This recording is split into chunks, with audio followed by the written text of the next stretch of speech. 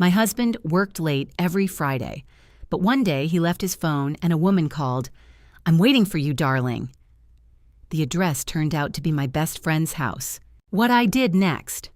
Good day, dear listeners. It's Diana again. I'm glad you're here with me.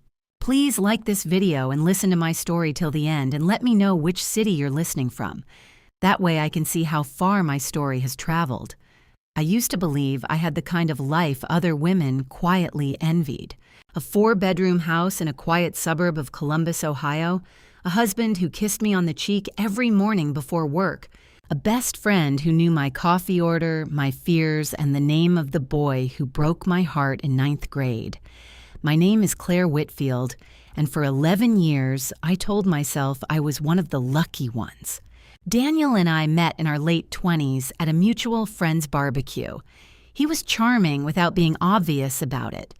The kind of man who remembered small things, like how I liked my steak and which side of the bed I preferred. We got married after 2 years of dating, bought the house, talked about children. We never had any, not for lack of trying, but we had each other. And for a long time, that felt like enough. Megan had been my best friend since college. We'd survived roommate arguments, bad breakups, job losses, and the particular cruelty of our 30s together. She was the maid of honor at my wedding. She cried during my vows. Real tears, not the polite kind.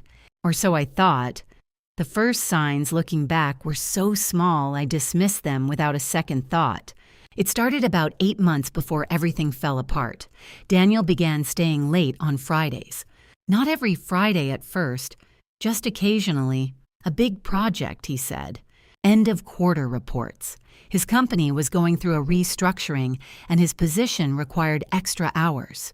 I believed him. Why wouldn't I? He'd never given me a reason not to. But then Friday became a routine. Every single week without exception. He'd come home after 10 smelling like he'd freshened up. Not like someone who'd been hunched over spreadsheets for 6 hours. His shirt was always clean, his hair slightly damp as if he'd showered somewhere else. I noticed. I told myself I was being paranoid. There were other things, small things. He started being more careful with his phone. Always screened down on the counter, always taken into the bathroom when he showered. I'd never been the kind of wife who checked her husband's phone. I had always considered that a boundary, a matter of basic dignity, but I noticed the habit. I filed it away. Around the same time, Megan became slightly harder to reach. We used to talk 2 or 3 times a week, long calls, the kind where you lose track of time.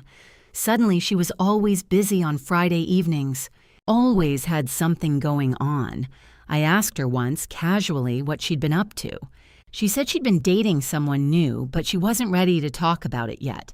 She wanted to wait until she was sure it was serious. I remember feeling happy for her. I remember that now, and it hollows me out. The night it all cracked open was a Thursday in March. Daniel had left for work that morning in a rush, distracted, his mind clearly elsewhere. He kissed me on the cheek, the perfunctory kind, grabbed his jacket and was out the door before I'd finished pouring my coffee. I found his phone on the kitchen counter at 9 in the morning. He must have set it down when he was looking for his keys. I stared at it for a long moment. I wasn't going to check it. I picked it up to call him, to tell him to swing back home or send a courier. Just that, nothing more. But as I lifted it, the screen lit up with a message preview. I didn't go looking. It was just there, the way accidents are. The name at the top of the notification made my stomach drop before I'd even read the words. Meg. I stood very still in my kitchen, holding my husband's phone, reading a text from my best friend that said, "Last night was perfect. Can't stop thinking about you. Friday can't come soon enough." For a moment, I couldn't breathe. I set the phone down on the counter, exactly where I'd found it, screen down. I sat in the chair by the window, the same chair where I drank my coffee every morning, watched the birds, felt grateful for my quiet and ordinary life. And I stared at the backyard. The grass needed cutting. Daniel had been meaning to do it all week. I thought about that. I thought about the grass and the birds and the sound of the refrigerator humming. I thought about Megan crying at my wedding. I thought about 11 years. And then, very slowly, something cold moved through me. Not grief, not yet. Something older. Something that had been waiting under the surface of my life like a stone under shallow water. I picked up my own phone, and I called the number that had texted my husband. It rang twice. Then her voice, warm, unsuspecting, a voice I had known for 15 years. "Hey, you. Miss me already?" I didn't speak. I just listened. And in the background, I heard my husband laugh. I ended the call. I set my phone down next to his, and I sat there, in my quiet kitchen, in my quiet house, in my quiet life, and I began to understand exactly what had been taken from me, and exactly what I was going to do about it. I didn't cry that day. That surprised me. I had always imagined in the abstract, terrible way women sometimes do, that if I ever discovered my husband was unfaithful, I would fall apart. I'd seen it happen to other women, the kind of collapse that empties a person for weeks. I'd always thought I would be the same, that the love would make the betrayal catastrophic. But that Thursday morning, I didn't cry. I sat in my chair until the birds left the feeder and the coffee went cold, and I thought with a clarity I hadn't felt in years. Maybe it was the double weight of it. Daniel alone might have broken me. But Daniel and Megan, together in secret for God knows how long, that was something so complete, so total, that it bypassed grief and landed somewhere harder, somewhere strategic. I went upstairs and I sat on the edge of the bed, our bed, and I began, very carefully, to think. How long had this been going on? I ran through the last year in my mind like I was reviewing a case file. The Friday nights began in July. Megan's evasiveness started around the same time. But had it started before that? Were there signs I hadn't recognized because I wasn't looking for them? The weekend conference Daniel had attended in September, had Megan been at that conference too? She'd told me she was visiting her sister in Portland that same weekend. I got up and walked to Daniel's home office. I stood in the doorway for a moment, then went in. I wasn't looking for anything specific. I just needed to see the room with new eyes. The room of a man I suddenly didn't know.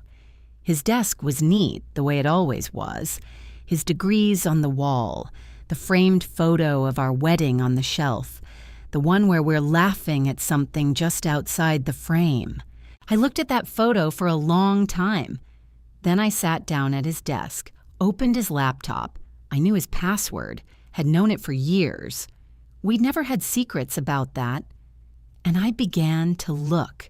I didn't find much. He'd been careful.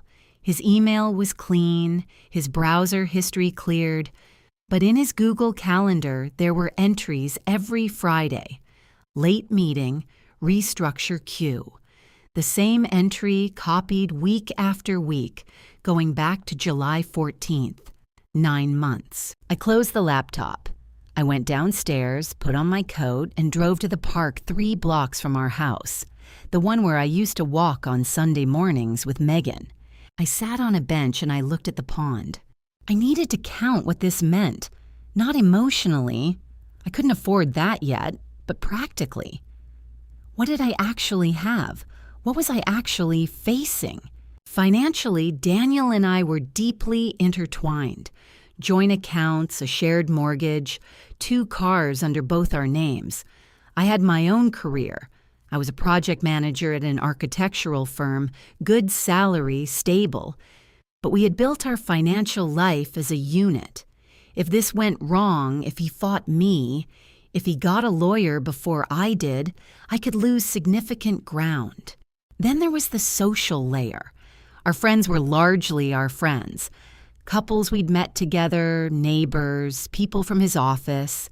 Megan had been my anchor in that world. Without her, I was more isolated than I'd ever realized. That was a vulnerability. And then there was the psychological piece, the one I was most afraid of. The longer this went on without my knowledge, the more power they had accumulated. They had a shared secret, shared history, 9 months of a parallel life built right alongside mine. If I confronted them emotionally without preparation, they would control the narrative. Daniel would minimize. Megan would cry. And I would look like the unstable one. I was not going to be the unstable one. I took out my phone and opened the Notes app. I started writing. Step 1, documentation. Gather everything before moving. Step 2, financial protection. Open a separate account. Do not touch joint assets yet. Step 3, legal counsel. Find a divorce attorney, not a friend of Daniel's, not someone from our social circle, someone entirely outside this world. Step 4, Megan. She is not a side issue. She is part of this. I stared at that last line for a while. Megan, my best friend, my maid of honor, the woman who had held my hand in the hospital when my mother was sick. I had always believed that betrayal from a stranger was one kind of wound, and betrayal from someone you loved was another kind entirely. Now I understood that betrayal from both your husband and your closest friend simultaneously was something else, a kind of structural collapse, like discovering that 2 of the walls holding up your house had been hollow all along. But here is what I also understood. Sitting on that bench in the cold March air, hollow walls can be replaced, and I was still standing. I drove home before Daniel could possibly know I'd been anywhere. I walked back into our kitchen, made a fresh pot of coffee, and started dinner. When he came home that evening, I kissed him on the cheek. He smiled, asked how my day was, and told me he had a late meeting Friday. Of course, I said, I'll save you dinner. He didn't notice anything in my voice. He never did. The next morning, I called in sick to work for the first time in 3 years. I spent 2 hours researching family law attorneys in Columbus. Not the most prominent names, not the ones Daniel might know through his professional circles, but the quietly competent ones, the ones whose client reviews mentioned words like thorough and methodical, and she never let them see her coming. I found her on the 4th page of my search. Patricia Holt, family law, 15 years of practice, small firm on the east side of the city. One review said simply, she protected everything I had and they never knew what hit them. That was enough for me. I called and made an appointment for the following Tuesday, describing the situation in the vaguest possible terms. The receptionist didn't ask for more. I paid the consultation fee with my personal credit card, not the joint one. That same afternoon, I drove to a bank branch across town, not our usual bank, and opened a personal checking account in my name only. I transferred 2 months of my own salary into it from my personal savings, money that had been mine before the marriage, money that had simply been sitting, nothing that touched our joint accounts, nothing that could be disputed. Small steps, careful steps, the kind that leave no footprints. I went back to work the following week and said nothing. I smiled at the right moments. I cooked dinner. I asked Daniel about his day. I was the same wife I had always been, attentive, warm, present, and underneath that, I was building something he couldn't see. Patricia Holt turned out to be exactly what I needed. She was in her mid-50s, precise, with a manner that was sympathetic but never sentimental. She listened to everything I told her. The phone, the texts, the Friday nights, the 9 months, without any dramatic reaction. When I finished, she folded her hands on her desk and said, "Before we do anything, we need documentation. Suspicion isn't leverage. Evidence is. She gave me the name of an investigator she worked with regularly. Marcus Webb, former law enforcement, specialized in domestic cases. Discreet, professional, and, she was clear about this, he operated entirely within legal bounds. No illegal entry, no hacked accounts, no compromised privacy laws that could blow up in court. I met Marcus at a coffee shop near his office the following Thursday. He was unremarkable looking in the best possible way, the kind of man you'd forget the moment he left the room. He explained his process plainly. He would document when and where, photographs of arrivals and departures, time-stamped evidence, nothing more and nothing less. He quoted me a flat rate for 2 weeks of Friday surveillance. I paid in cash from my new account. That same week, I noticed the first sign that something had shifted between Daniel and Megan. On Wednesday evening, Daniel's phone lit up while he was in the kitchen. I was passing through the hallway and caught the screen reflection in the window glass. Not the message itself, but the notification banner. It was from Megan, and it was 2 words. She knows? He picked up the phone within seconds, but I had already moved past the hallway and was climbing the stairs. She knows? So they were watching me. Something in my behavior over the past 2 weeks had registered, however faintly. Maybe it was too much composure. Maybe it was the lack of questions about Friday. Maybe it was simply the animal instinct that people who are doing wrong things develop. The constant low-grade monitoring of those they're deceiving. Good. Let them wonder. I said nothing. I behaved exactly as before. The following Friday, Marcus Webb went to work. I spent the evening at home watching television I didn't absorb, drinking tea I didn't taste, waiting. He sent me a message just before midnight. Package ready for review. Come by Monday. I slept better that night than I had in weeks. Monday morning, I sat across from Marcus in his small office, and he opened a manila envelope on the desk between us. Inside were 12 photographs, time-stamped, date-marked, GPS-confirmed location data printed on the back of each. Daniel arriving at Megan's house at 7:48 p.m. on Friday evening. Daniel's car parked in front of Megan's house until 11:23 p.m. Daniel and Megan entering the house together. She'd opened the door before he knocked, which meant she'd been watching for him. One photograph taken through an uncurtained front window. The two of them on her living room couch, her head on his shoulder, his arm around her. I looked at each photograph for exactly as long as I needed to. Then I placed them back in the envelope with steady hands. I'll need copies, I said. Already made, Marcus said. 1 set for you, 1 set in secure storage. I drove directly to Patricia Holt's office. She reviewed the photographs and the GPS data, said, "This is sufficient," and we began to formally discuss the filing. Sitting in that office, watching Patricia make notes in her precise handwriting, I felt something settle in my chest. Not relief, not satisfaction, but something quieter than both. A kind of finality. The time for wondering was over. The time for wondering what they were doing, whether I was imagining things, whether my marriage was truly gone. All of that was finished. I had proof, and proof, I was learning, is a form of power. Patricia filed the divorce petition on a Tuesday morning. She'd advised me to say nothing beforehand. No confrontation, no warning, no emotional conversation that might give Daniel time to move assets or construct a counter-narrative. In Ohio, a divorce petition is a matter of public record. Daniel would be formally served at his office, which Patricia considered tactically sound. Let him receive it in a professional environment, she said.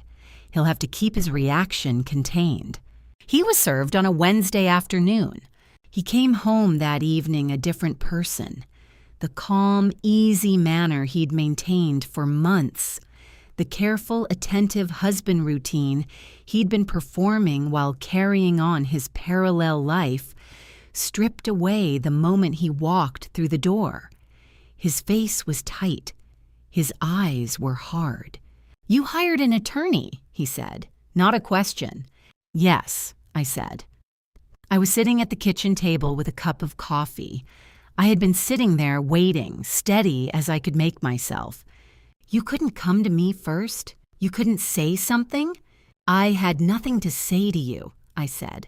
"My attorney has everything to say." He sat down across from me.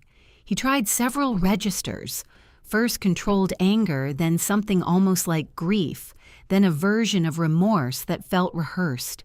He talked about the marriage, about his mistakes, about how he hadn't meant for things to go this far. I listened without speaking. There is a particular discipline in sitting still while someone tries to dismantle your resolve, and I had spent 3 weeks preparing for this conversation. What I had not fully prepared for was what happened 2 days later. Megan called. I didn't answer. She called again. Then she texted, "Claire, we need to talk, please." I know I have no right to ask, but please. I didn't respond. That Saturday morning, while I was in my car outside the grocery store, my phone rang. It was a number I didn't recognize. I answered. It was Megan's older brother, Ryan, a man I had met perhaps a dozen times over 15 years, always at family gatherings, always polite. His voice was different now, flat and deliberate. "Claire," he said, "I think you should consider what you're doing very carefully. Megan is upset. Daniel is upset. You're creating a situation that's going to hurt everyone, including yourself." I looked through my windshield at the parking lot. "I'm listening," I said. "Daniel has documentation," Ryan said, "about your mental health, episodes you've had. He says there were incidents he chose not to discuss. If this goes to court, that's going to come out." There it was. I had wondered what shape the threat would take. This was it. The suggestion that Daniel could construct a narrative of instability, that he could use the private interior of our marriage as ammunition.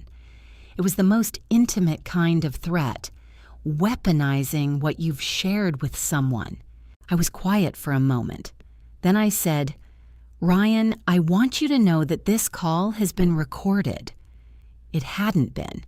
I didn't have recording software on my phone, but I said it clearly and with complete composure. "I'm going to forward this conversation to my attorney. If Daniel has something to say to me, he can say it through his lawyer. If Megan has something to say to me, she knows where I live. And if you contact me again, I will include you in the documentation of harassment." Silence on the line. "Have a good day," I said and hung up. My hands were shaking. I sat in the parking lot for 10 minutes before I could trust myself to go inside the store. I called Patricia that afternoon and told her about the call. She said it was common, an attempt to intimidate before formal proceedings began. She told me Daniel had retained a lawyer. She told me not to speak to any of them directly, under any circumstances. "And they're already reacting," she said. "That's good. Reactive people make mistakes." The following week, I did something I had not done in a long time. I took 3 days off work and drove 4 hours north to a small lake house my family had rented every summer when I was growing up. It wasn't ours anymore. A different family owned it. But there was a motel nearby, quiet and plain, overlooking the same water. I walked. I ate simply. I slept for 8-9 hours each night. I read a novel I'd been meaning to read for 2 years. I didn't think about Daniel. I didn't think about Megan. I let the whole machinery of it, the lawyers, the documents, the photographs, and the manila envelope, sit where I'd left it in Patricia's capable hands. When I drove back to Columbus on the 4th day, I felt something restored that I hadn't realized had been slowly depleted over months of holding myself so carefully together. I was not done, not close to done, but I was ready for what came next. Daniel made his first real attempt at negotiation the week after I returned. He sent an email through his personal account, not through the lawyer's, which technically violated the terms Patricia had established. She flagged it and added it to the file. But let me read it first. He wrote carefully, in the tone of a man who had spent time composing his words. He said he understood my anger. He said the relationship with Megan was over. Had been over, he claimed, since the petition was filed. He said he loved me, that 11 years meant something, that he believed we could recover from this if I was willing to step back from the formal process and have a real conversation. I read it twice. Then I asked Patricia to send a standard reply, reminding him to route all communication through counsel. 3 days later, Megan sent a card, an actual paper card, handwritten, delivered to the house. She wrote that she was sorry in a way that covered 3 pages. She described our friendship in terms that were, I'll admit, accurate and painful. She said she had made the worst mistake of her life, and she understood if I never forgave her. But she needed me to know that she hadn't stopped loving me as a friend, that she had no justification, that she hated herself for it. She ended by saying she would never contact me again if that was my choice. She just needed me to know. I read it standing at my kitchen counter. I folded it carefully, placed it in a folder with the rest of the documentation, and set it on the shelf in the office. That was all. What they were attempting. And I understood this even as it affected me because the letter was genuine and the pain it stirred was genuine. Was an appeal to the version of me that had existed before. The Claire who believed in reconciliation, who believed in the redemptive possibility of apology, who had been raised to see forgiveness as the most evolved response to harm. They knew that woman. They had both loved her in their way. They were betting she was still in there. She was, but she was no longer in charge. Around this time, I told 2 people. The first was my colleague Diane, 10 years older than me, divorced herself, someone I had always respected for her pragmatism. I told her over lunch in a quiet restaurant, not for sympathy, but because I needed someone in my daily environment to know what I was navigating, to understand why I might occasionally seem distracted, to be a witness. Diane listened, asked 3 precise questions, and then said, "You've already done the hardest part. Most women spend a year deciding whether it's real before they do what you did in 3 weeks." She didn't offer pity. She offered me the name of a therapist who specialized in relational trauma, someone she'd seen herself. That mattered more than any comfort would have. The second was my older sister, Janet, who lived in Portland and who had met Daniel exactly 7 times. I called her on a Sunday evening and talked for 2 hours. Janet cried. I didn't. And she offered to come stay with me. I told her not to, not yet, but knowing she was there, knowing someone who had known me my whole life understood the full shape of what had happened, gave me something I hadn't realized I was missing: continuity, proof that my life had existed before this and would exist after. I started seeing the therapist Diane had recommended, Dr. Naomi Fuller, Wednesday afternoons, a calm office with good light. I want to be precise about what therapy did and didn't do in those weeks. It didn't fix the grief. Nothing fixes grief. It simply passes through you at its own pace. What it gave me was a language for what was happening internally, a way of naming the things that could otherwise destabilize me without warning. Dr. Fuller helped me understand the particular loneliness of this kind of betrayal. The way that losing a marriage and a friendship simultaneously strips away not just people, but the context in which you understood yourself. Meanwhile, I knew they were watching. Daniel's car had appeared twice on my street at odd hours. I noticed it the second time, not the first. He wasn't doing anything overtly threatening, but his presence was deliberate. Megan had gone quiet after the card, but a mutual acquaintance mentioned, casually and without malice, that Megan seemed to be struggling, that she'd canceled plans several times, that things seemed difficult for her. I noted all of it without acting on any of it. I went to work. I met with Patricia weekly. I walked in the evenings. I ate well, slept adequately, and read on the weekends. I was not performing serenity.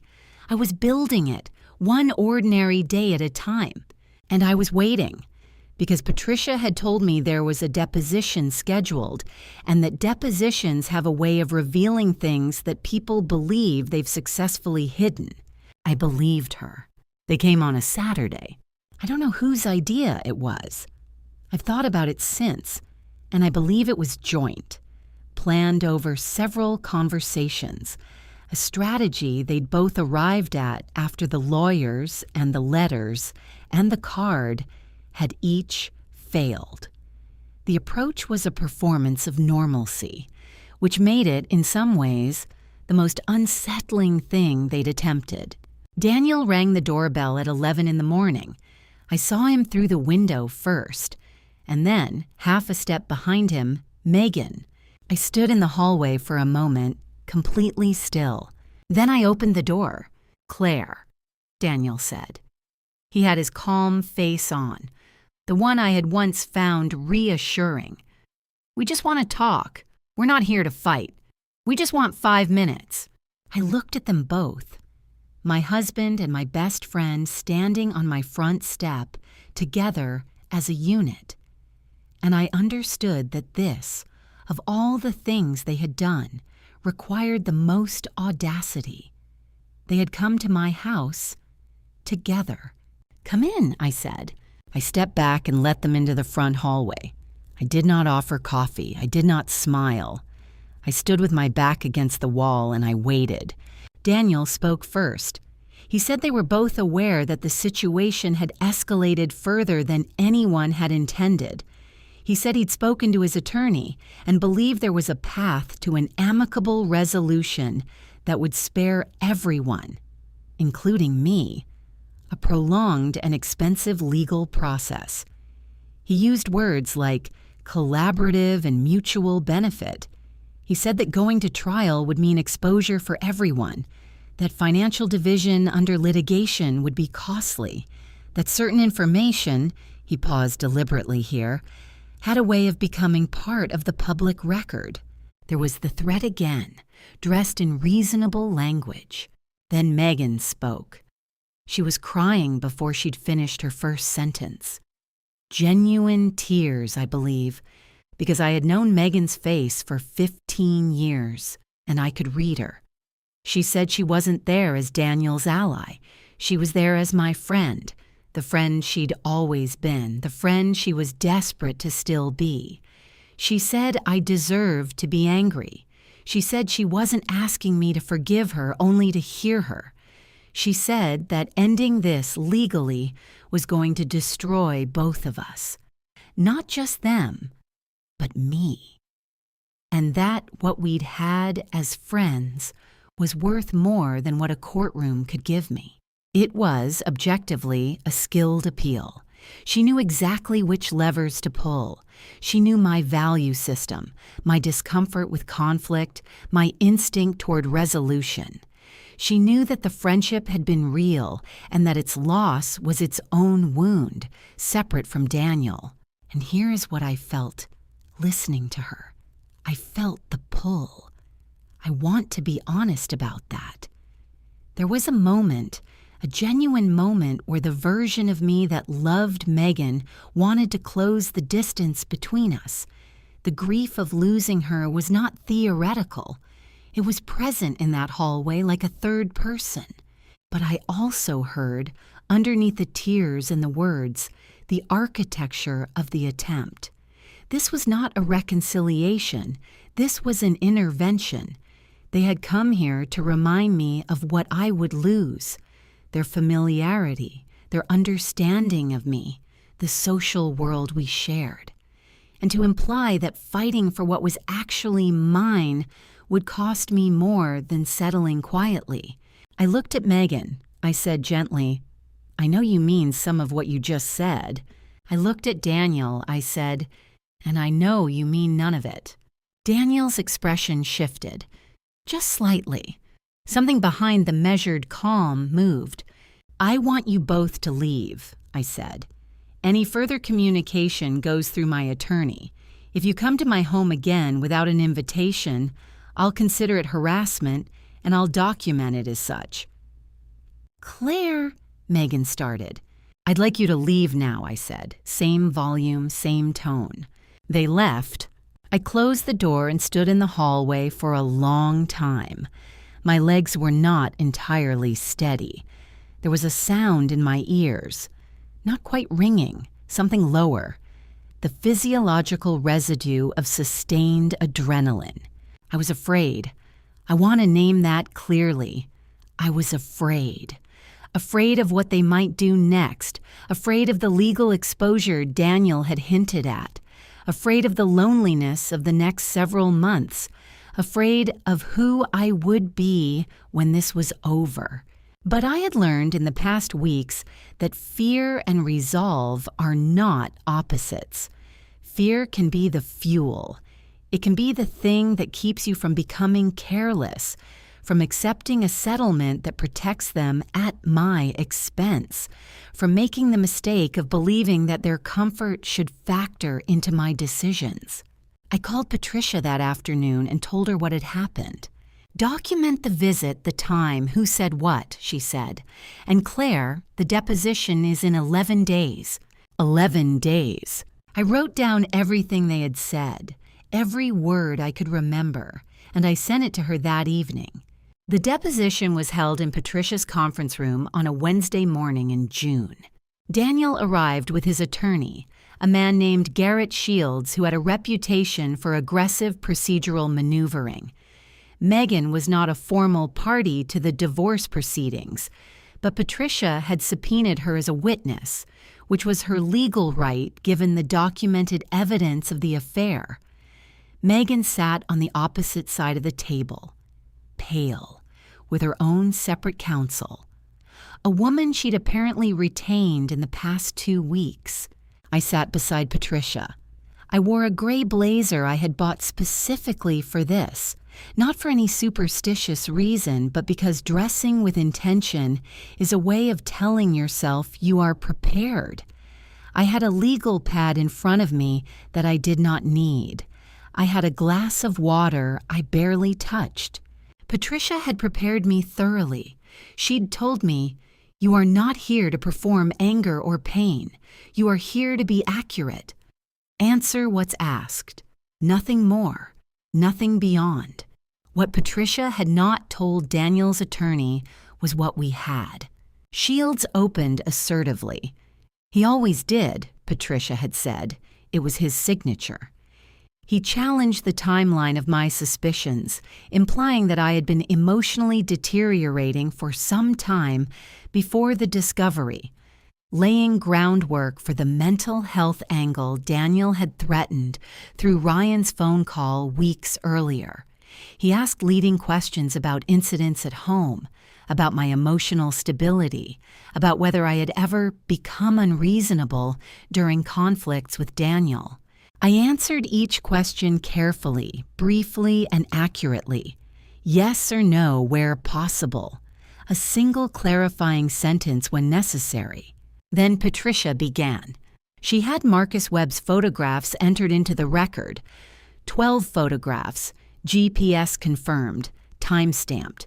She had the call log from Daniel's work phone showing 17 calls to Megan's number between 6 and 9 p.m. on Friday evenings, going back 9 months. She had a credit card statement, Daniel's business card, showing a charge at a restaurant 3 blocks from Megan's house on July 11th, the Friday before the pattern began, which she posited as the first date, a quiet opening. She had Ryan's name, the approximate time of his call to me, and Patricia asked Daniel on the record whether he had instructed his brother-in-law to contact me about mental health allegations as a form of intimidation. Daniel's face changed. He conferred quietly with Shields. Shields objected. Patricia moved smoothly past it. Then she turned to Megan. Megan had been sitting with her arms close to her body, her attorney beside her. She looked like someone waiting for the floor to give way. Patricia asked her to confirm the nature of her relationship with Daniel. Megan's attorney advised her on what she was required to answer. Megan said, in a voice almost too quiet to hear, that yes, she and Daniel had had a romantic relationship. Patricia asked her how long. Megan looked at her hands. "Since last July," she said. Patricia asked whether she had been aware that Daniel was married throughout that period. Megan said yes. Patricia asked whether she'd been present in the marital home as a guest during that period. Family dinners, holidays, the Thanksgiving I'd hosted in November where Megan had brought wine and helped me set the table.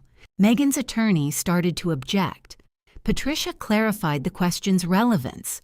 Megan answered quietly that yes, she had been present in the marital home during that period. It was not dramatic. There were no raised voices, no sudden revelations. That was the thing about evidence, Patricia had told me. It doesn't need theatrics. It simply sits there, on the record, immovable. But I watched Daniel across the table. He had maintained composure through Marcus's photographs, tight-lipped but controlled. He had managed Megan's confirmation with a small, practiced stillness. But when Patricia produced the credit card records and began tracing the financial history of the affair, the restaurants, the hotel charge in October for what Daniel's calendar showed as a work trip, the charges that had been filtering through his business account for 9 months, I watched something happen to his face that I hadn't seen before. He realized, visibly, that he had not hidden it as well as he'd thought. That for all the careful erasure of browser histories and the wiped personal phone and the practiced Friday routine, he had left behind the ordinary, banal financial evidence of a person who was living a second life. He'd been trying to hide a person. He hadn't thought to fully hide the money. Shields called a brief recess. Daniel looked at me during the recess, directly for the first time since we'd sat down. And in his face I saw, not guilt exactly, but the specific expression of a person who has realized they have underestimated someone they believed they knew completely. I looked back at him steadily. I had nothing left to prove to this man, but I wanted him to see, clearly and without confusion, that the woman sitting across the table was not the woman he had calculated she would be. Patricia touched my arm gently. "Ready?" she said. "Yes," I said. We went back in. The settlement took 6 more weeks to finalize. I want to be honest. There was no single dramatic moment where Daniel collapsed and confessed and the credits rolled. Real life doesn't give you that. What it gives you, if you've prepared correctly and documented carefully and found the right person to stand beside you, is a gradual and complete dismantling of the other side's position. After the deposition, Garrett Shields advised Daniel to settle. Patricia told me this through professional understatement. Opposing counsel has indicated a willingness to discuss terms. But the meaning was clear. The financial record of the affair, combined with the photographs and the testimony, had made a court proceeding inadvisable for Daniel. He had been using his business expense account to partially fund the relationship. His company's compliance officer had been quietly informed, not by us, but through the natural process of the deposition record becoming accessible. And Daniel was already in a difficult position professionally. The mental health threat, the one Ryan had delivered by phone on a Saturday morning in a grocery store parking lot, never materialized. Patricia's formal documentation of that call and the implicit message that any such claims would be scrutinized in context appeared to have made it strategically unattractive for Daniel's side. The terms we reached were these: I kept the house. Daniel had equity in it, and he received his share in a cash buyout, which he did not fight. I believe he wanted the house gone from his life as much as I wanted him gone from it. I received 60% of our joint retirement accounts, the justification being 9 months of documented marital waste through the affair expenses. I kept both cars. Daniel took the newer one. I received a structured spousal support arrangement for 3 years, acknowledging the financial intertwining of our lives over 11 years. Patricia walked me through each point without sentiment. She had negotiated well, and she knew it, and her satisfaction was professional and restrained. On the day I signed the final documents, she shook my hand and said, "You were a very good client." From Patricia Holt, I understood that to be a significant compliment. I was 41 years old. I had a house, a career, a settlement that gave me financial breathing room, and my name. The divorce was finalized on a Thursday in late July, almost exactly 4 months after I'd found Daniel's phone on the kitchen counter on a March morning. I drove home from Patricia's office alone. I sat in my driveway for a few minutes without getting out of the car, looking at the front of the house. The house that was now entirely mine, that no longer belonged to anyone who had betrayed me. The grass had been cut recently. I had hired someone to do it, a teenager from down the street. I thought about Daniel, not with love and not with hatred. Both of those would have required him to still occupy a central place in my emotional landscape, and he no longer did. I thought about him the way you eventually think about an accident that injured you, with clear-eyed acknowledgement of what happened and no desire to revisit it. I thought about Megan for longer. Megan's situation following the deposition had become, I was told by acquaintances, genuinely difficult. The subpoena and her testimony had not remained entirely private. Small communities, even urban ones, operate through networks of shared information, and enough people knew enough of the story that Megan's social world had contracted significantly. Several people who had known us both had quietly distanced themselves from her. She had, I was told, left her apartment and moved back to her parents' house in a different part of the state. I did not feel triumphant about this. I want to say that plainly. What I felt when I heard about Megan's circumstances was something more complicated.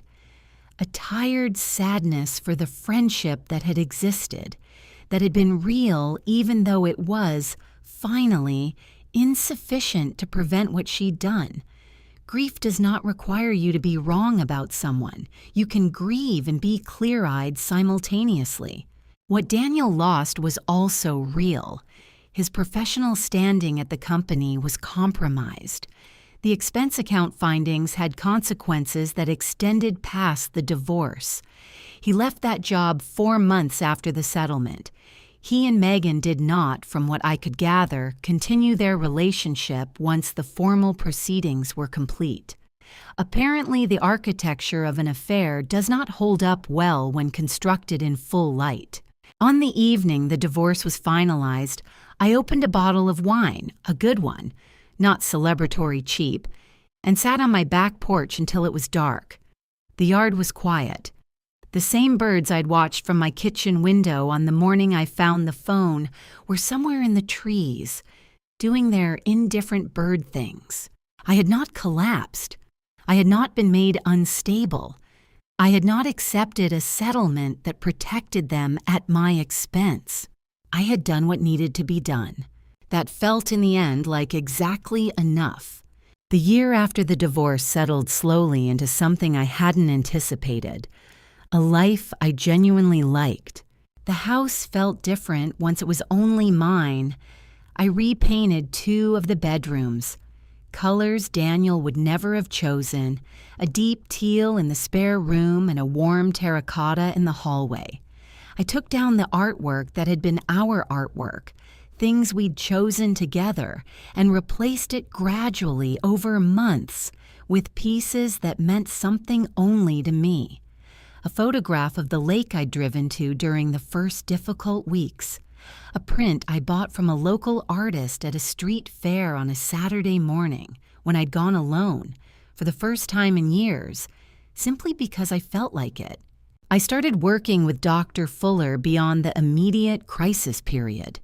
What had begun as a practical intervention became something more valuable, a weekly hour to examine patterns, to understand which parts of my personality I wanted to keep, which had been gradually suppressed in the architecture of the marriage, and which I was relieved to leave behind.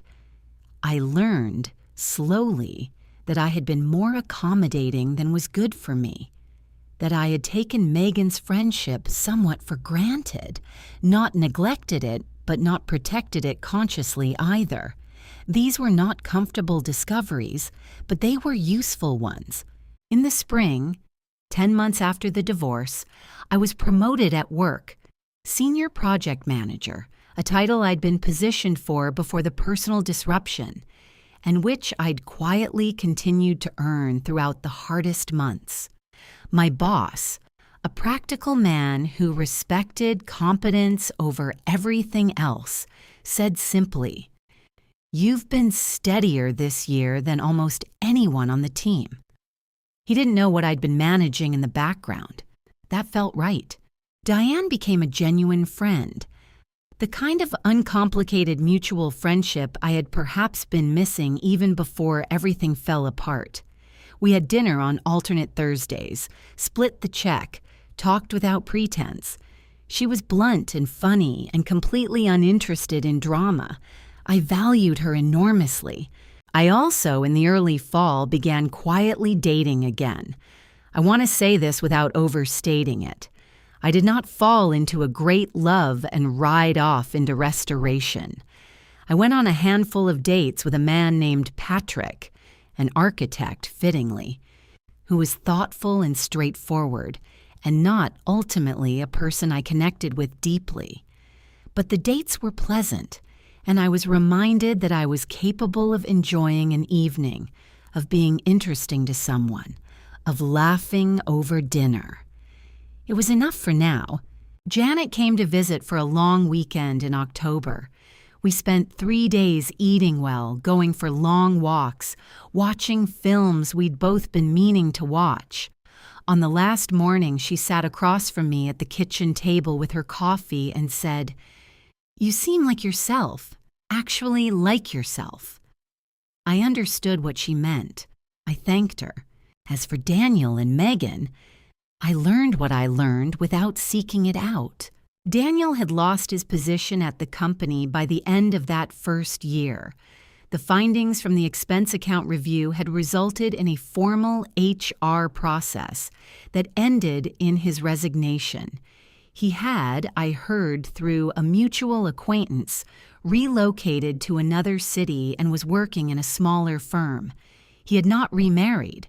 Whether he and Megan had any contact by that point, I genuinely didn't know and made no effort to find out. Megan's situation had not improved.